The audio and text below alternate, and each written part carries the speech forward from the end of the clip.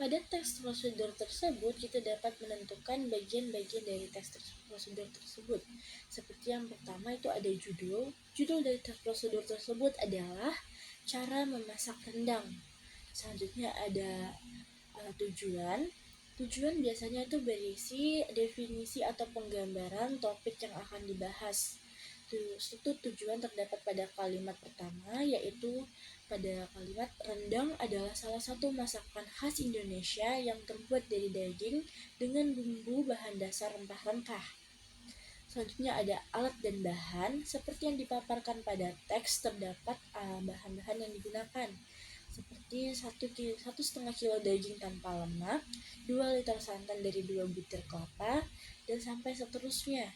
Selanjutnya ada langkah-langkah atau proses pembuatan rendang. Seperti langkah yang pertama itu ada potong daging sapi tipis-tipis sesuai dengan selera Anda. 2. Haluskan bumbu yang harus dihaluskan. 3. Masukkan santan di wajan, setelah itu daun jeruk, daun kunyit, serai, asam, irisan bawang merah. Sampai ke langkah yang ketujuh, yaitu angkat dan sajikan. Selanjutnya terdapat kaidah kebahasaan berdasarkan pada teks di atas. Yang pertama ada perintah. Teks ini mengandung banyak perintah dalam bentuk imperatif, seperti pada kalimat potonglah daging sapi, haluskan bumbu, masukkan santan, dan yang lainnya. Jadi ini merupakan karakteristik kunci dari teks prosedur yang memberikan instruksi langkah demi langkah. Yang kedua ada kualitas. Teks ini memiliki elemen kualitas yang menghubungkan langkah-langkah dengan alasan dan efek. Misalnya langkah 5 mencakup alasan mengapa daging dimasukkan setelah santan mulai mengeluarkan minyak, yaitu untuk memastikan rendang matang. Selanjutnya ada kata-kata teknis.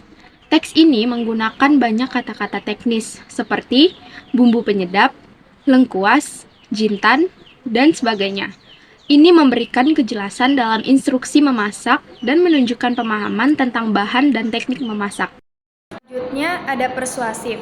Terdapat elemen persuasif dalam teks ini yang menunjukkan cara memasak rendang sebagai sesuatu yang menarik atau menggugah selera. Meskipun elemen ini tidak mendominasikan teks tersebut, misalnya penyebutan kalimat kelezatan makanan ini tentunya terletak pada cara pengolahan. Dapat dianggap sebagai usaha untuk meyakinkan pembaca bahwa cara memasak yang benar adalah kunci dari kelezatan rendang. Deklaratif. Sebagian besar dari teks tersebut bersifat deklaratif. Mengapa? Karena teks tersebut memberikan informasi dan langkah-langkah dengan jelas, atau juga menggambarkan sebuah proses memasak rendang secara detail. Ini tidak mengandung kalimat atau elemen interrogatif. Teks prosedur biasanya tidak berisi pertanyaan tetapi lebih fokus pada memberikan instruksi.